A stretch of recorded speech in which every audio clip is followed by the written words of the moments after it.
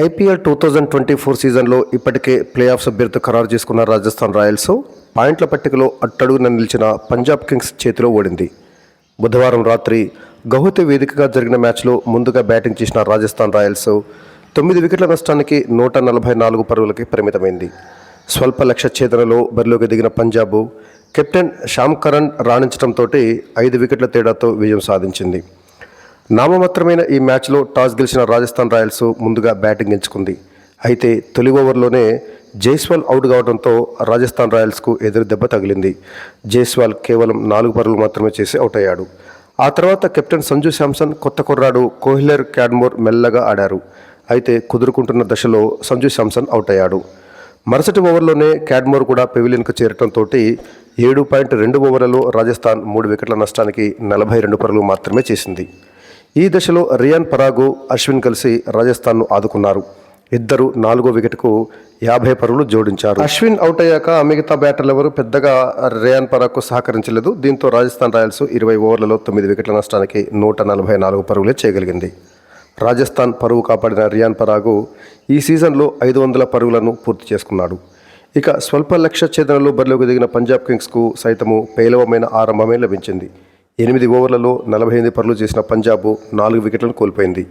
ఈ సీజన్లో మంచి ఫామ్లో ఉన్న శశాంక్ సింగ్ డకౌట్ కాగా జానీ బెయిర్స్టో సైతం బ్యాట్ను ఝులిపించలేకపోయాడు.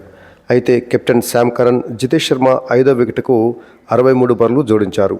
జట్టు స్కోరు 111 పరుగుల వద్ద చాహల్ బౌలింగ్లో జితేష్ శర్మ అవుట్ అయినప్పటికీ శ్యామ్ కరణ్, అశుతోష్ శర్మ ఇద్దరు కలిసి 18.5 ఓవర్లలోనే లాంఛనాన్ని ముగించారు. పంజాబ్ కెప్టెన్ శ్యామ్ కరణ్ బౌలింగ్లో 2 వికెట్లు తీయడంతో పాటు బ్యాటింగ్లో హాఫ్ సెంచరీతోటి మెరిశాడు. ఈ విజయంతో పంజాబ్ కింగ్స్ పాయింట్ల పట్టికలో అట్టడుగు నుంచి ఓ స్థానం పైకి ఎగబాకింది. 13 మ్యాచ్లలో 5 విజయాలు సాధించిన పంజాబ్ 9వ స్థానానికి చేరుకోగా 13 మ్యాచ్ల్లో 4 విజయాలు సాధించిన ముంబై ఇండియన్స్ అట్టడుగుకు చేరుకుంది. ఈ సీజన్లో తొలి 9 మ్యాచ్లలో ఒకే ఒక మ్యాచ్లో ఓడిన రాజస్థాన్ రాయల్స్ ఆ తర్వాత వరుసగా 4 మ్యాచ్లు ఓడింది. పంజాబ్ చేతిలో రాజస్థాన్ ఓడిపోవడంతో సన్ రైజర్స్ హైదరాబాదు చివరి 2 మ్యాచ్లలో గెలిస్తే పాయింట్ల పట్టికలో 2వ స్థానానికి చేరుకునే అవకాశం ఉంది. టాప్ 2లో నిలిచిన జట్లు ప్లే ఆఫ్స్లో ఒక మ్యాచ్ ఓడిపోయినా ఫైనల్స్కు చేరేందుకు మరో అవకాశం ఉంటుందన్న విషయం మనకు తెలిసిందే. ఇక ఈ మ్యాచ్ స్కోర్ బోర్డు విషయానికి వచ్చినట్లయితే టాస్ గెలిచి ముందుగా బ్యాటింగ్ చేపట్టిన రాజస్థాన్ రాయల్స్ నిర్ణీత 20 ఓవర్లలో 9 వికెట్ల నష్టానికి 144 పరుగులు మాత్రమే చేయగలిగింది.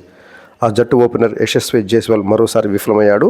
4 బంతులు ఎదుర్కొన్నటువంటి జైస్వాల్ ఒక 4 తోటి 4 పరుగులు మాత్రమే చేసి శ్యామ్ కరణ్ బౌలింగ్లో బౌల్డ్ అయ్యాడు.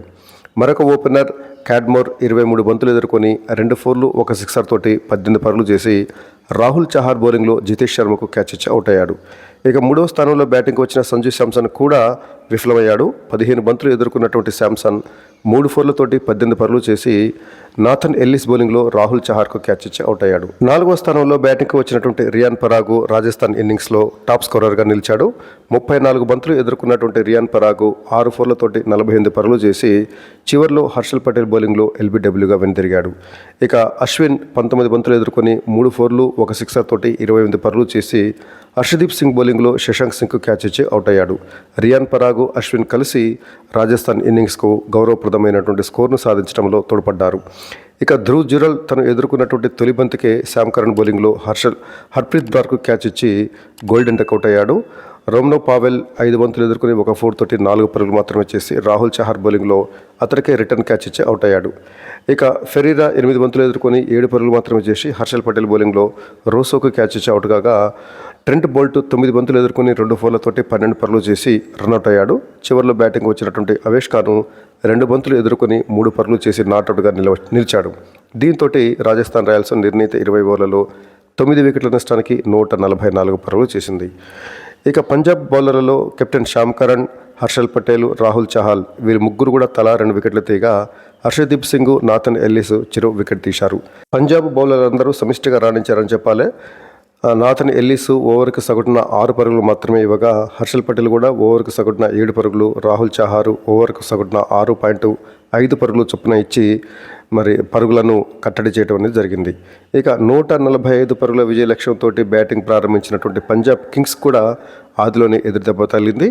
ఆ జట్టు ఓపెనర్ ప్రభ్సిమ్రన్ 4 బంతులు ఎదుర్కొని ఒక 4 తోటి 6 పరుగులు మాత్రమే చేసి ట్రెంట్ బోల్ట్ బౌలింగ్లో చాహల్కి క్యాచ్ ఇచ్చి అవుట్ అయ్యాడు.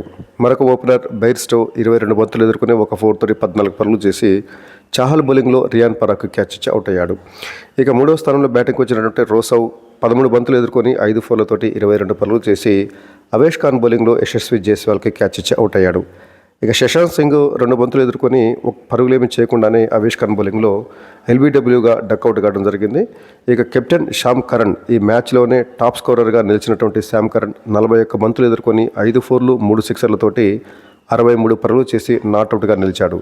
జితేష్ శర్మ 20 బంతులు ఎదుర్కొని 2 సిక్సర్లతోటి 22 పరుగులు చేసి చాహల్ బౌలింగ్లో రియాన్ పరాగ్ క్యాచ్ ఇచ్చి అవుట్ కాగా అశుతోష్ శర్మ 11 బంతులు ఎదుర్కొని 1 ఫోరు 1 సిక్సర్ తోటి 17 పరుగులు చేసి నాట్అవుట్గా నిలవడంతో పంజాబ్ 18.5 ఓవర్లలో 5 వికెట్ల నష్టానికి 145 పరుగులు చేసి 5 వికెట్ల తేడాతో విజయం సాధించింది. ఇక రాజస్థాన్ బౌలర్లలో అవేష్ ఖాను, యజేంద్ర చహల్ వీరిద్దరూ చెరో 2 వికెట్లు తీయగా ట్రెంట్ బోల్ట్ 1 వికెట్ తీశాడు. అయితే రాజస్థాన్ రాయల్స్ బౌలర్లు సమిష్టిగా రాణించినప్పటికీ విజయ లక్ష్యం చాలా తక్కువగా ఉండటంతో బౌలర్లు కూడా చేసేదేమీ లేకుండా పోయింది. ఈ మ్యాచ్లో తన అద్భుతమైనటువంటి బ్యాటింగ్తో పాటుగా బౌలింగ్ చేసి ఆల్రౌండ్ ప్రతిభ కనబరిచి అదేవిధంగా జట్టును ముందుండి నడిపించినటువంటి శ్యామ్ కరణ్కు player of the match award లభించింది. ఇక ఈ మ్యాచ్ తర్వాత తాజాగా పాయింట్ల పట్టిక విషయానికి వచ్చినట్లయితే ఈ విజయంతో పంజాబ్ కింగ్స్ పెద్దగా సాధించిందేమీ లేదు. కాకపోతే ఇప్పటివరకు పాయింట్ల పట్టికలో అట్టడుగున ఉన్నటువంటి పంజాబ్ కింగ్స్ ఈ విజయంతో 1 స్థానం పైకి ఎగబాకి 9వ స్థానానికి చేరితే ముంబై ఇండియన్స్ అట్టడుకు చేరింది.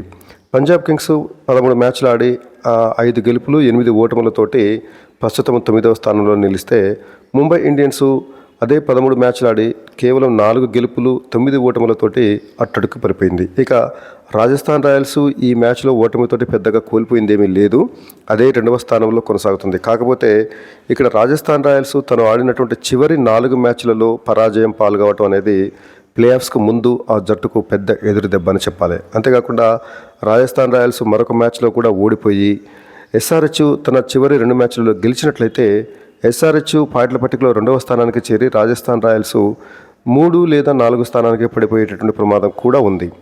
సో అది ప్రస్తుతం కేకేఆర్ పాయింట్ల పట్టికలో అగ్రస్థానంలో కొనసాగుతూనే ఉంది. మొత్తం 9 విజయాలు సాధించినటువంటి కేకేఆర్ 19 పాయింట్లు సాధించి మొదటి స్థానంలో ఉంటే ఈ మ్యాచ్లో ఓడిపోయినప్పటికీ రాజస్థాన్ రాయల్స్ 2వ స్థానంలోనే కొనసాగుతుంది. 3వ స్థానంలో సిఎస్కే, 4వ స్థానంలో ఎస్ఆర్హెచ్ జట్లు కొనసాగుతుండగా 5వ స్థానంలో ఢిల్లీ క్యాపిటల్స్, 6వ స్థానంలో ఆర్సీబీ, 7వ స్థానంలో లక్నో సూపర్ జైంట్స్, 8వ స్థానంలో గుజరాత్ టైటన్స్, 9వ స్థానంలో పంజాబ్ కింగ్స్, 10వ స్థానంలో ముంబై ఇండియన్స్ కొనసాగుతున్నాయి. ఇవి ఈ మ్యాచ్ తర్వాత తాజాగా పాయింట్ల పట్టిక పరిస్థితి.